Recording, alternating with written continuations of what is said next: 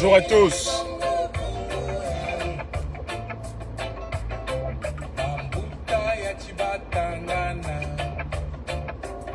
Je voudrais parler pendant quelques minutes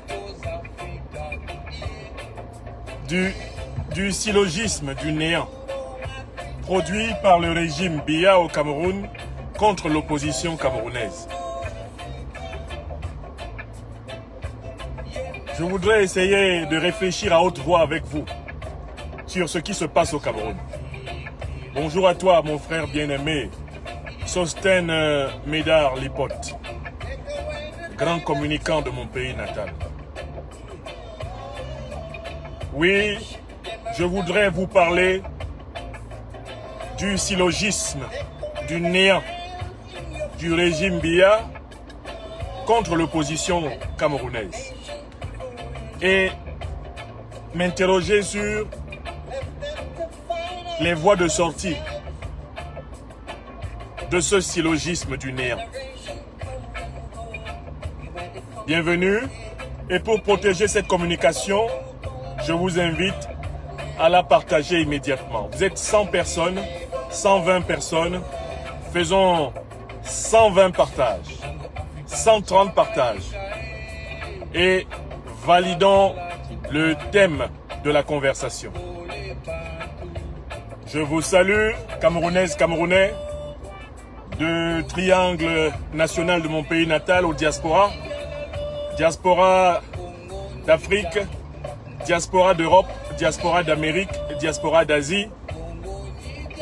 Je te vois, mon frère bien-aimé Robert Ndjencha Nomo et notre bien-aimée épouse Evelyne. Je vous salue tous les deux à la place de Montréal. Ma petite sœur, bien-aimée Aïssatou Boubadalil est là. Je salue mon jeune frère Kwalai Mbika, dont j'ai appris récemment l'épreuve familiale qu'il traverse avec l'enfant souffrant, qui, heureusement, je le crois, est en train de retrouver la santé. Mon jeune frère Kwalai Mbika, sois assuré de mon soutien. Nous nous parlerons en off. Sois également assuré de l'union de prière de ma famille avec la tienne pour que l'enfant se porte bien. Je vois l'inénarrable Jules Rodman qui est en position. Katinyame Mabuli Mawabuli Ngondemi.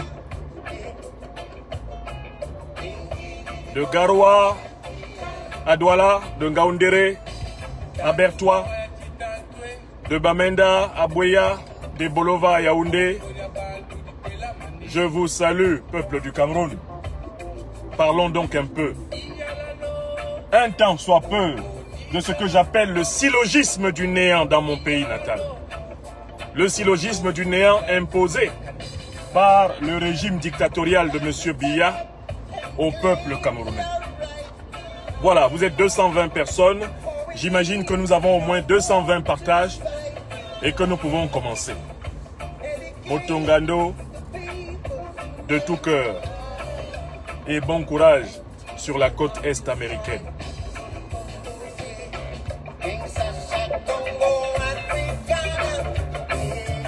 Abdoulaye Mahamadou, Inaouni Abdoulaye Mahamadou. Voilà. Chers amis de nos pages sur les réseaux sociaux Facebook, je voulais ouvrir ici une conversation sur un sujet. Cette conversation sera rediffusée plus tard pour nos abonnés YouTube qui auront eux aussi droit à des émissions en direct inopinées comme cela tout au long de cet été. La question que je voudrais examiner, c'est celle du syllogisme. Le syllogisme du néant imposé par le régime de M. Biya, le fantôme disparu, fluorescent, évanescent et phosphorescent.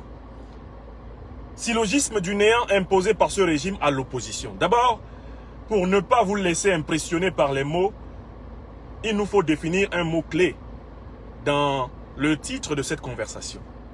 C'est le mot syllogisme. Ce mot n'est pas compliqué à comprendre. Ce mot signifie raisonnement. Un syllogisme est un raisonnement. C'est le fait de mettre ensemble des propositions logiques de telle façon que, une fois que certaines choses ont été posées au préalable, la conclusion en découle nécessairement. Un syllogisme est un raisonnement. Donc, dans un raisonnement, on commence par ce qu'on appelle des prémices. Par exemple, on dit que 2 est égal à 1 plus 1. Et on peut aboutir à des conclusions. On peut aboutir à ce que 4 est égal à 2 plus 2 parce que 4 est égal à 1 plus 1 plus 1 plus 1. Donc, qu'est-ce que c'est qu'un syllogisme? C'est un raisonnement. Alors, un raisonnement peut être logique, tout comme il peut être illogique.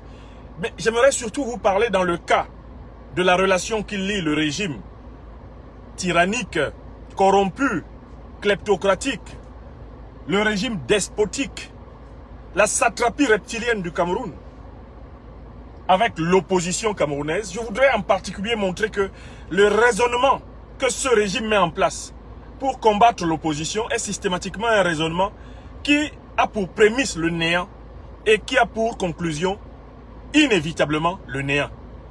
Car du néant, on ne peut tirer que le néant. Ce qui n'est pas, n'est pas.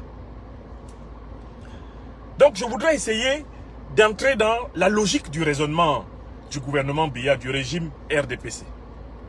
Selon ce régime, et c'est une tradition des derniers et rares militants de ce régime, selon ce régime, l'opposition politique n'est rien du tout au Cameroun. D'abord, l'opposant politique a été tour à tour défini comme étant un maquisard. Et aujourd'hui, le concept le plus en vogue dans le régime Biya pour déterminer l'opposant politique, c'est quelqu'un qui dérange. Le maquisard, le sauvage, le voyou, le vandale, ça a toujours été cela les qualificatifs de l'opposant politique.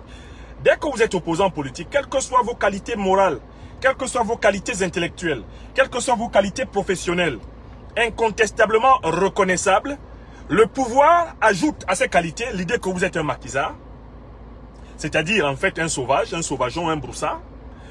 On ajoute à cela l'idée que vous êtes un pauvre type, autrement que en réalité ce que vous cherchez c'est simplement une occasion de manger, de nourrir votre panse, et non pas de penser et de transformer la société. On ajoute que vous êtes un barbare, un vandale, un casseur, un délinquant. On ajoute au passage que vous êtes un apprenti sorcier, bref, que vous cherchez seulement des occasions de nuire. Et actuellement, le verbe le plus dominant et le concept le plus dominant pour décrire l'activité de l'opposition du point de vue du pouvoir, c'est que l'opposant dérange. L'opposant, c'est quelqu'un qui dérange. S'opposer au Cameroun, c'est déranger. On entend par là que l'ordre politique normal, c'est celui qui est dominé par le parti au pouvoir et par son chef inamovible, qui peut même continuer à commander même lorsque il a perdu toute corporéité, toute consistance physique et a été transformé en une idole, une image que ses propres partisans idolâtrent et qui est de temps en temps monté, photoshopé, qui est de temps en temps biaoudé pour ainsi dire, contrôler les esprits, les manipuler, alors que les héritiers du tyran ont depuis longtemps commencé à exercer leur succession, leur héritage. Donc l'opposant, dans la logique du régime de M. Biya, l'opposant n'est rien. L'opposant est un broussard, c'est un maquisard, c'est un vandale, c'est un apprenti sorcier. L'opposant ne représente rien dans ce pays. Il n'est qu'un olibrius, un intrus. L'opposant est un parasite dans le corps politique et toute l'activité du pouvoir, par définition, consiste à éliminer l'opposant ou à le phagocyter. Voilà comment des opposants camerounais ont été régulièrement transformés en positionnants. Parce qu'il ne faut pas non plus confondre les opposants et les positionnants. Qu'est-ce que c'est qu'un positionnant? Selon notre conceptualisation, c'est un ancien opposant ou un pseudo-opposant qui a rapidement été intégré dans le cirque du régime, dans la comédie du régime, pour faire semblant de s'opposer, alors même qu'on lui a déjà donné une position dans la mangeoire, une position dans le système corrompu qui tient le pays en otage depuis les années 60. Donc les positionnants, ce sont des faux opposants qui jouent faussement à être opposants pour donner l'impression à la communauté nationale et internationale qu'il y a quand même des opposants, alors qu'en réalité, ils sont tout simplement des marionnettes du régime au pouvoir, des faire-valoir du régime au pouvoir. Ils ne sont plus ou n'ont jamais en réalité été des opposants. Donc en tout cas, celui qui continue à contester un régime qui vole 180 milliards en plein jour, contester un régime qui truque depuis 60 ans des élections, un régime qui massacre des milliers de Camerounais au Cameroun anglophone, celui qui consiste à continuer à contester la concentration des unités d'élite que sont le BIR, la garde présidentielle et d'un certain nombre de fonctions publiques entre les mains des ressortissants d'une région. Celui qui continue à contester cela est immanquablement présenté comme un opposant, c'est-à-dire quelqu'un qui dérange. Et par définition, c'est quelqu'un qui doit être éliminé. Il doit être éliminé économiquement, il doit être éliminé socialement, il doit être éliminé professionnellement et dans toute la mesure du possible, à la première occasion, il doit être éliminé physiquement. Ainsi, on prétend que l'opposant n'est rien, mais on fait tout pour le néantiser. C'est ça le premier paradoxe de ce raisonnement. Vous dites que les opposants ne sont rien, mais pourtant vous passez une bonne partie de votre temps à écraser de l'opposant. Mais si les opposants n'étaient rien, pourquoi les écraseriez-vous? Si les opposants n'étaient rien, pourquoi vous les enfermeriez-vous régulièrement en prison? Si les opposants n'étaient rien, mais pourquoi les exileriez-vous? Les contraindriez-vous à l'exil? Si les opposants n'étaient rien, mais pourquoi passeriez-vous une partie de votre temps à en assassiner certains? Si les opposants n'étaient rien, mais pourquoi passeriez-vous une partie de votre temps à les diffamer? Donc, je voudrais souligner le fait que, quand on est un véritable opposant politique au Cameroun, le raisonnement du régime consiste à vous dire que vous n'êtes rien. Mais en réalité, paradoxalement, au moment où on vous dit que vous n'êtes rien, on mobilise des forces énormes, des moyens énormes pour vous écraser. Voilà la première contradiction qui prouve que le raisonnement est faux. Si vous n'étiez rien, on n'aurait pas besoin de vous écraser. On n'aurait pas besoin de vous emprisonner. On n'aurait pas besoin de vous exiler. On n'aurait pas besoin de vous appauvrir.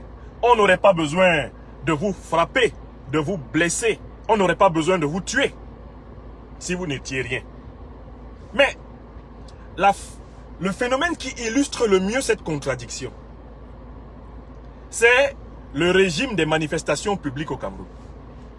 Je prends la situation politique aujourd'hui au Cameroun. L'opposition camerounaise a un leader incontestable.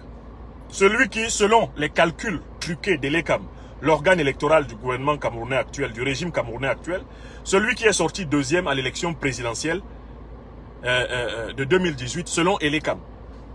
Et celui qui est sorti premier à cette élection présidentielle selon une majorité, en tout cas de Camerounais, que ce soit donc de la diaspora ou même dans le pays. Voici quelqu'un, le président élu Maurice Kamto, qui est le chef de l'opposition camerounaise. La doctrine du régime de M. Biya consiste à démontrer tous les jours que le président Maurice Kamto n'est rien du tout. Ils ont essayé de l'attaquer sur le plan de son curriculum vitae et studiorum. Ils ont essayé de montrer qu'il y avait un vice dans sa formation intellectuelle. Ils ont échoué. Parce que la reconnaissance de la renommée intellectuelle du professeur Kamto n'est même pas venue essentiellement du Cameroun. Elle est venue du monde entier. Ils ont essayé de l'attaquer sur le fait qu'à un moment donné de sa vie, il avait participé comme ministre au gouvernement de M. Biya. Donc ils sont allés chercher dans ce parcours les preuves qu'il aurait fait dans l'art traditionnel des ministres de Biya, qu'il aurait pratiqué l'exercice, le sport favori de tout ministre de Paul Biya, à savoir le vol de l'argent public. Eh bien, ils ont fouillé. Ils ont trifouillé, ils ont scanné. Ils ont scannérisé le parcours de cet homme politique, qui est aujourd'hui le leader de l'opposition, quand il était ministre du régime. Et alors qu'il y a passé pratiquement 7 ans de sa vie, ils n'ont pas réussi à trouver, comme on le dit chez nous au Cameroun, même pas un bic volé par le président élu Maurice Kamto. Donc, ils se sont rendus compte que ce monsieur qui a participé à leur régime a quand même réussi à ne pas se laisser convertir jusqu'au tréfonds de leur église du mal. Le vol de l'argent public. Le vol de l'argent public est un crime d'État. Parce que c'est avec cet argent qu'on fait fonctionner les dispensaires, c'est avec cet argent qu'on fait fonctionner les hôpitaux, c'est avec cet argent qu'on fait fonctionner les écoles, les collèges, les lycées, les universités. C'est avec cet argent qu'on doit construire des routes viables. C'est avec cet argent qu'on doit financer la police, la gendarmerie, l'armée pour protéger la population. Bref, voler l'argent public de l'État du Cameroun, c'est tuer des Camerounais. Car c'est précisément parce que cet argent est volé que les Camerounais meurent dans des routes en mauvais état. C'est parce que cet argent est volé et n'est pas utilisé à bon escient qu'ils meurent faute d'hôpitaux, de dispensaires, faute de soins. C'est précisément parce que cet argent est volé que la jeunesse camerounaise est abandonnée au chômage, n'a pas de perspective d'emploi. C'est parce que cet argent est volé que la recherche scientifique est pratiquement au degré zéro dans ce pays. C'est parce que cet argent est volé que l'armée, la police, la gendarmerie ne reçoivent pas une formation suffisante pour avoir un professionnalisme et un respect éthique de la vie. Bref, vous voyez, voler l'argent public, c'est tuer des gens. Les détournements de fonds publics sont des crimes. Dans la catégorie des infractions, on devrait considérer les détournements de fonds publics comme étant des crimes. Parce que la conséquence de ces détournements est directement la disparition prématurée de dizaines, de milliers, parfois même de millions de personnes sur le temps long. Les détourneurs de fonds publics sont des assassins de sang-froid. Ils sont des assassins de col blanc. Ils sont propres apparemment. Mais quand vous volez l'argent public, vous avez tué des gens. Donc, ils ont fouillé dans le parcours de l'actuel leader de l'opposition camerounaise, le président élu Maurice Kamto. Son parcours gouvernemental, il n'a pas volé. Il n'a pas volé. Alors, ils ont décidé de passer à autre chose. Pour démontrer qu'il n'est rien, ils ont décidé de l'empêcher d'exercer la compétence première de l'opposition politique qui est la mobilisation de la population pour un projet d'alternance. Ils sont passés à autre chose. On va tout faire pour que lui, il n'ait même pas la possibilité, quand il le veut, de sortir forcément de sa maison. Quand il va vouloir organiser un meeting, on va empêcher le meeting. Quand il va vouloir organiser une marche pour un motif aussi noble que la paix, on va interdire la marche. Quand il va appeler des concitoyens à se mobiliser pour une cause nationale d'intérêt commun, comme c'était par exemple le cas avec la pandémie du Covid, on va empêcher ces rassemblements. Bref, paradoxalement, ils ont essayé de montrer qu'il n'était rien intellectuellement, il s'est imposé. Ils ont essayé de montrer qu'il était politiquement corrompu. Il s'est parfaitement défendu. Son parcours l'a parfaitement défendu. Ils ont essayé de montrer que, précisément, excusez-moi, je dois interrompre quelque chose ici. Ils ont essayé de montrer, maintenant, depuis plusieurs années, ils ont choisi de montrer qu'il n'est pas politiquement représentatif. Donc, ils se sont mis à empêcher toute forme de contact populaire entre lui et les Camerounais. Alors, là encore, vérifiez ce que j'appelais depuis le début de cette conversation. Depuis le début de cette conversation, le syllogisme du néant.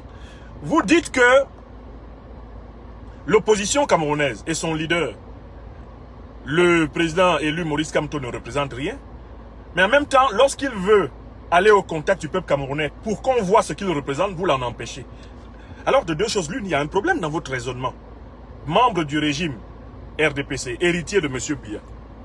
Soit l'opposition camerounaise et son leader et son mouvement principal ne représentent rien. Et dans ce cas, ils peuvent donc tenir des manifestations publiques. Et ils auront 2 tondus, 3 pelés qui viendront à ces manifestations. Ce qui sera la preuve tellement évidente qu'ils ne sont rien. Soit alors, c'est bien parce qu'ils sont quelque chose. Et que vous craignez que les manifestations tournent à la démonstration de leur représentativité démocratique, eh bien c'est pour cela que vous les empêchez. Alors il n'y a que 2 possibilités.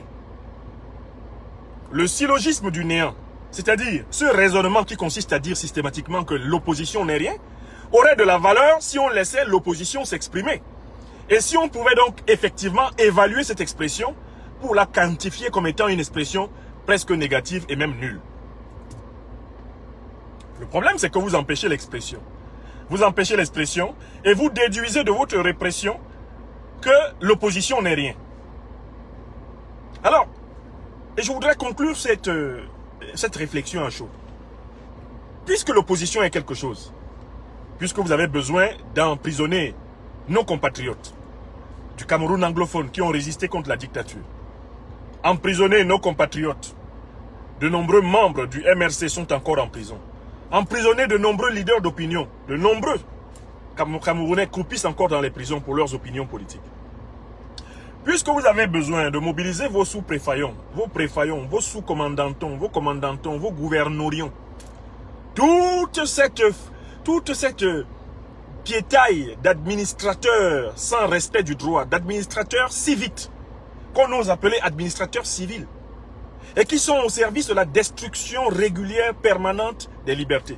Puisque vous montrez très clairement que votre activité principale en tant que régime, en tant que parti au pouvoir, c'est la destruction des libertés, alors il s'ensuit donc que l'opposition existe.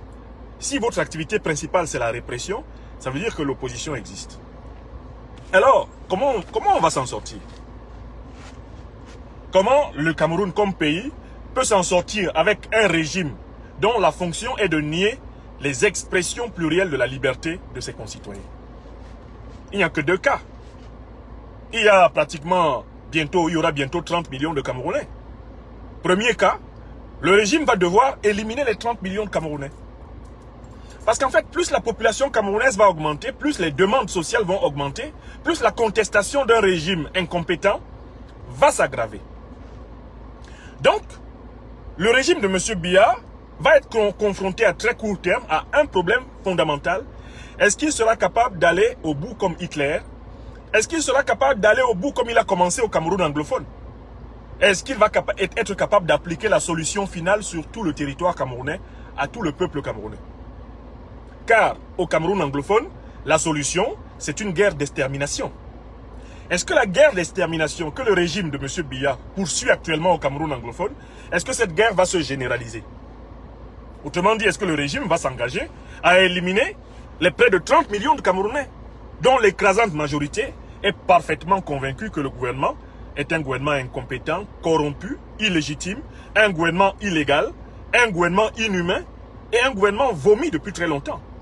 Alors, est-ce que vous allez, messieurs, mesdames, les membres du régime de M. Biya, parce que M. Biya, quant à lui, n'est plus un interlocuteur valable, en raison d'une absence de réalité physique du personnage, bon, est-ce que vous allez donc éliminer tous les Camerounais?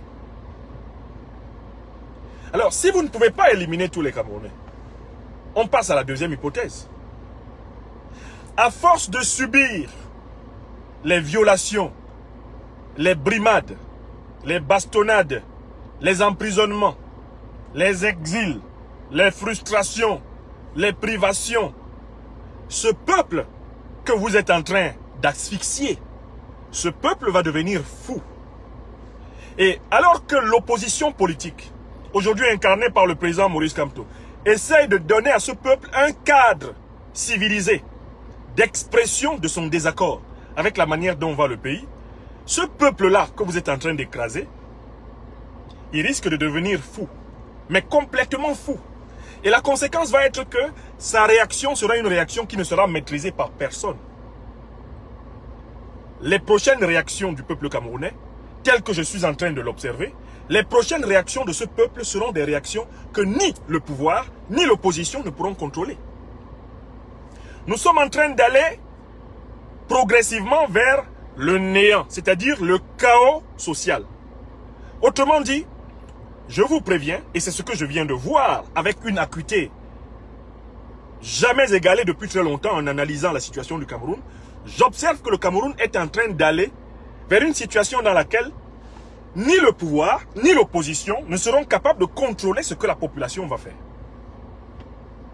Des situations de ce genre se signalent de plus en plus dans les quartiers des grandes villes, dans des situations critiques, notamment dans le domaine de la circulation des véhicules, des motos.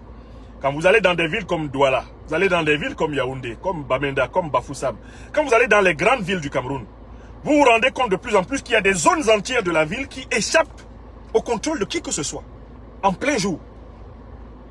Il y a des zones entières des villes camerounaises où il peut se produire des événements qui fassent fuir non seulement les policiers, mais aussi les gendarmes, mais aussi les militaires, mais aussi même les leaders d'opinion ou même des personnalités charismatiques connues par la population. On est en train d'aller progressivement au Cameroun vers un phénomène d'haïtisation, c'est-à-dire de perte de tous les repères du contrôle social, de l'expression des aspirations sociales, politiques, économiques, culturelles des gens. Ce qui me permet donc de revenir au titre de cette conversation. Je l'avais nommé, cette conversation, le syllogisme du néant, du régime Biya contre l'opposition. Le raisonnement que vous avez mis en place et qui consiste à nier les opposants, à nier la différence, à nier le pluralisme, à nier la pluralité, c'est un raisonnement qui est creux parce que c'est un raisonnement qui va conduire à une société dans laquelle tout sera nié. Une société du chaos, une société de l'autodestruction, une société suicidaire. Autrement dit, si on veut sauver le Cameroun, il faut accepter d'aller vers une formule politique où il y a de la place pour l'expression des différences et pour la concurrence politique loyale entre le pouvoir, l'opposition, entre les forces politiques. Il faut, de toute urgence, c'est une nécessité vitale, créer un cadre de concurrence politique loyale. Si le régime actuel continue à nier l'existence de forces politiques autres que lui sur le champ social camerounais, ni ce régime actuel, ni les forces politiques ne seront capables de contrôler ce que le peuple camerounais va devenir. On va avoir une situation que les techniciens des sciences politiques et des sciences sociales appellent une situation d'anomie. Anomie totale, c'est-à-dire absence de référence. C'est-à-dire que voilà, quand ça va se gâter à Douala, ou quand ça va se gâter à Yaoundé, ou à Bafoussam, ou à Bamenda, ou à Bouéa, quand ça va se gâter en Konsamba, il n'y aura personne qui soit capable de faire entendre raison à personne. On pourrait se retrouver dans cette situation obésienne où l'homme va devenir à tous les coins de rue un loup pour l'homme. Donc une situation de perte de contrôle total de la société même sur elle-même. C'est ce que je vois déjà dans de nombreux carrefours. Quand je regarde des reportages, quand je visite le Cameroun, j'observe que de plus en plus l'anomie, c'est-à-dire des zones d'incertitude qui ne sont contrôlées ni par le pouvoir, ni par l'opposition, ni par des leaders religieux, ni par des leaders culturels, ni par personne. Ces zones sont en train de prendre progressivement le pouvoir sur le reste. Une société qui n'a pas réussi à canaliser l'expression de ces différences politiques est une société qui s'anéantit elle-même. C'est une société qui se prédispose à ce qu'à un moment donné, des forces chaotiques, des forces incontrôlées en son propre sein s'affrontent et s'entre-détruisent. C'est ce que je voulais montrer. Je voulais montrer que le syllogisme du néant que le régime emploie est un syllogisme qui va se retourner contre le régime, mais qui va même se retourner tout simplement contre la politique au Cameroun. C'est un syllogisme qui va même se retourner contre la politique au Cameroun. C'est-à-dire que c'est même la politique qui est menacée de destruction. La politique, la possibilité de s'entendre sur une manière de gouverner, la possibilité de partager des accords ou des désaccords sur une manière de gouverner, c'est cette possibilité qui est en train de disparaître au Cameroun. Et c'est ce que je voulais montrer. Le syllogisme du néant, le raisonnement qui consiste à dire l'opposition n'est rien, est un raisonnement qui va conduire à une situation où le pouvoir ne sera rien, l'opposition ne sera rien, et le rien va triompher de la société. Une situation de chaos total. Ce chaos a commencé à s'imposer dans les parties nord-ouest et sud-ouest du Cameroun. Ce chaos a commencé à se faire voir dans la partie nord du Cameroun. Ce chaos commence à se montrer à l'intérieur des grandes villes camerounaises avec des phénomènes de chaos urbain que chacun d'entre vous connaît. Chaos dans la circulation, chaos dans le fonctionnement des marchés, chaos dans la vie associative, chaos dans l'occupation de l'espace public, des places publiques, chaos dans les règlements de comptes, chaos même dans les tribunaux. Vous voyez bien dans les tribunaux, on est allé jusqu'à battre des avocats à l'intérieur du tribunal. Et on est arrivé à cette situation-là où des policiers peuvent battre des avocats dans le tribunal. J'ai même vu une députée supposée être de l'opposition brutalisée publiquement par des policiers de la République. On est en train d'aller dans une situation où n'importe qui peut faire systématiquement n'importe quoi à n'importe qui. Lorsque nous serons pleinement dans cette situation au Cameroun, où n'importe qui pourra allègrement faire n'importe quoi à n'importe qui, la politique disparaîtra et c'est le chaos qui s'imposera. Et c'est précisément ce néant qui rampe, ce néant qui est organisé, qui est pensé par le pouvoir, qui sera le fondement de l'apocalypse de cette société. Voilà, en tant que lanceur d'alerte, en tant qu'analyste, en tant que visionnaire des questions politiques, ce que je voulais souligner aujourd'hui. Le raisonnement qui consiste à considérer que l'opposant est nécessairement quelqu'un qui dérange, que l'opposant n'est rien, est un raisonnement qui conduit toute la société au néant. C'est un raisonnement apocalyptique. J'invite donc ceux qui ont encore un tant soit peu de raison dans le régime de M. Biya à faire un certain usage du bon sens, ou du moins des résidus du bon sens qui leur restent, pour regarder les Camerounais qui s'opposent à la dictature comme des hommes à part entière et non comme des hommes entièrement à part. Pour accepter de s'asseoir avec tous les Camerounais, avec toutes les sensibilités politiques du Cameroun, s'asseoir avec toutes les diasporas du Cameroun pour bâtir un cadre de concurrence politique civilisé, le seul qui pourra maîtriser le chaos qui rampe, le néant qui rampe, le néant qui arrive. Si on ne l'a pas fait, on ne devra pas s'étonner qu'avec un raisonnement, un syllogisme du néant, on aboutisse au chaos total, au chaos complet. Et c'est ce chaos-là qui risque de s'imposer lorsqu'on ne veut pas laisser l'opposition s'exprimer dans le cadre de la République. Les pulsions qui devaient s'exprimer dans la manifestation pour la paix, où s'exprimeront-elles? Les pulsions que vous frustrez, messieurs les sous-préfets, mesdames et messieurs les sous-préfets, les préfets, les gouverneurs, messieurs les ministres de ce régime corrompu, toutes les pulsions camerounaises que vous frustrez et qui auraient pu s'exprimer de manière civilisée. Comment pensez-vous que ces pulsions s'exprimeront, puisque le cadre de la civilisation leur est refusé? Ces pulsions ont vocation à s'exprimer sous la forme chaotique. C'est une loi de la nature physique, c'est aussi une loi de la nature psychologique que tout ce qui est refoulé doit toujours être un jour défoulé. C'est l'un des fondements de la théorie psychanalytique. Tout ce qui est refoulé, brimé, devra toujours, d'une manière ou d'une autre, s'exprimer. Les Camerounais ne peuvent pas être un ressort comprimé ad vitam aeternam.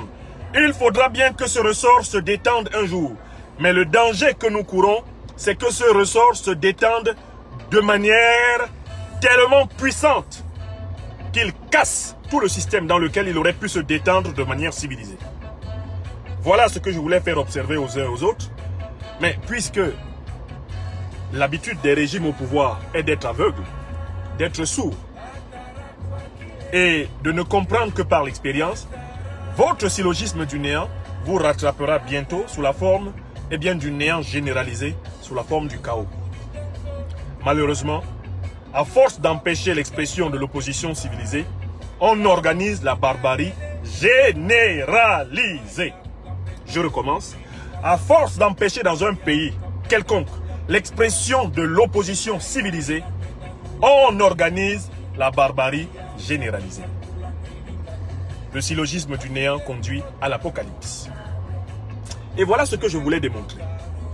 Merci à tous de partager cette réflexion à haute voix sur le syllogisme du néant du régime Biya contre une opposition camerounaise considérée comme nulle, de nul effet, non représentative, mais pourtant combattue jours et nuits, empêchée de s'exprimer, jusqu'au jour où le pays tout entier explosera. Jusqu'au jour où le pays tout entier explosera. Voilà le danger d'une politique dans laquelle il n'y a pas de place pour la différence. Dans une telle politique, le néant l'emporte tôt ou tard. Je vous remercie. Je vous remercie de bien vouloir partager cette conversation et je vous souhaite une excellente fin de journée.